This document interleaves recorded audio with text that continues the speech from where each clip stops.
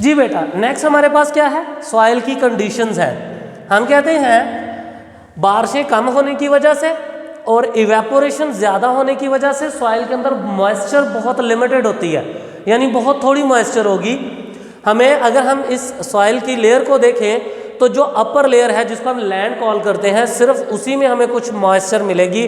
बाकी deeper layers जो है, दूसरी तीसरी चौथी लेयर्स, अगर हम उनकी खुदाई करें तो वो हमें कंटिन्यूसली कॉन्स्टेंटली वो हमें क्या मिलेंगी, ड्राई मिलेंगी। तो क्या वजह है, एक तो बारिशें कम है, ऊपर से मॉइस्चर जो है इवेपोरेशन यानी पानी का लिक्विड में बदलना, सॉरी गैस में बदलना, ये प्रोसेस जो है सॉइल से वाटर के मॉलिक्यूल्स का इवेपोरेट करना, ये प्रोसेस ज़्यादा तेज़ है।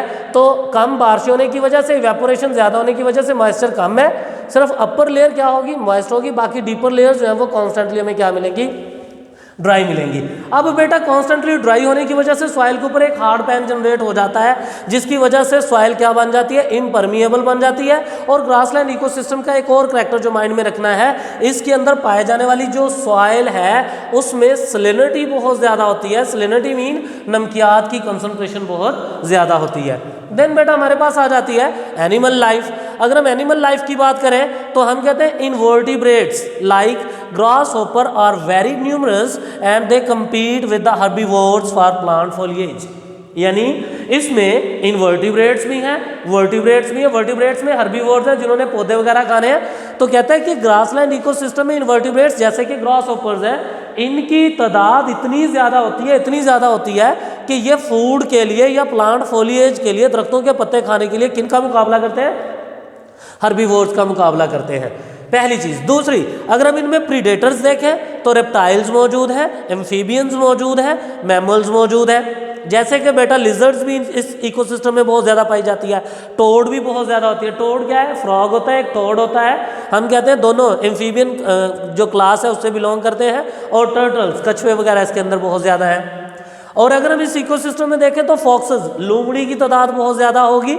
लार्ज एनिमल्स में हमारे पास ज़ेब्रास, वाइल्ड हॉर्सेस और बाइसन ज़्यादा है। This is known as animal life.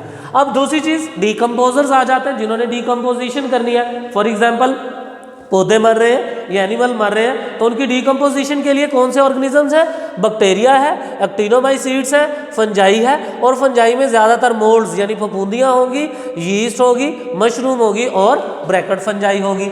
अब हम अगर इस इकोसिस्टम की प्रोडक्टिविटी की बात करें तो हम कहते हैं टेम्परेट। हमने दो तरह का पढ़ा, प्रेरीज और सवाना। टेम्परेट में जो है वो प्रेरी और ट्रॉपिकल में जो है वो सवाना। तो टेम्परेट ग्रासलैंड इकोसिस्टम की पर ईयर जो प्रोडक्टिविटी है वो 700 to 15 ग्राम होती है एनुअली। और अगर हम प्रोडक्टिविटी बात करें सब ह्यूमन ट्रॉपिकल क्लाइमेट की तो वो 4000 ग्राम होती है एनुअली। ह्यूमन इम्पैक्ट क्या है, हम कहते हैं इस ग्रासलैंड इकोसिस्टम को ज़्यादातर क्रॉप प्रोडक्शन के लिए और लाइफ स्टॉक मैनेजमेंट के लिए यूज़ किया जाता है। अब इस इकोसिस्टम में सॉइल की कंडीशन जो है वो एसिडिक होती है। सॉइल इरोजन यानी ज़मीनी कटाव बहुत ज़्यादा होता है एंड सलिनिटी और नमकियात की कंसंट्रेशन बहुत ज़्यादा होती है। इस वजह से हम कहते हैं small fraction of grassland ecosystem is used in cultivation. मतलब हम पूरे के पूरे ग्रासलैंड इकोसिस्टम पे कल्टीवेशन नहीं कर रहे। क्यों? क्योंकि एसिडिक कंडीशन, सॉइल इरोजन और सलिनिटी होने की वजह से हम कहते हैं बहुत थोड़ा एरिया ऐसा है जिसको हम किसके लिए यूज़ कर रहे हैं, कल्टीवेशन के लिए यूज़ कर रहे हैं। और हम कहते हैं ओवर ग्रेजिंग की वजह से, एनिमल ज़्यादा रखने की वजह से इस इकोसिस्टम में जो ग्रासलैंड इकोसिस्टम है वो कन्वर्ट हो रहा है स्लोली डेजर्ट्स में। इस प्रोसेस को आप क्या बोलते हैं, डिजर्टिफिकेशन बोलते हैं। और ये डिजर्टिफिकेशन आ किसकी वजह से रही है, ओवर ग्रेजिंग की वजह से। यानी जो घास फूस खाने वाले जानवर हैं उनकी नंबरिंग इतनी ज़्यादा बढ़ गई है कि वो इतनी तेज़ी से घास खा रहे हैं कि उसके मुकाबले में जो रिप्लेनिशमेंट है वो स्लो हो रही है। उसकी वजह से ये इकोसिस्टम स्लोली किस में कन्वर्ट हो रहा है, डेजर्ट्स में कन्वर्ट हो रहा है। This is known as grassland ecosystem. Thank you so much बेटा।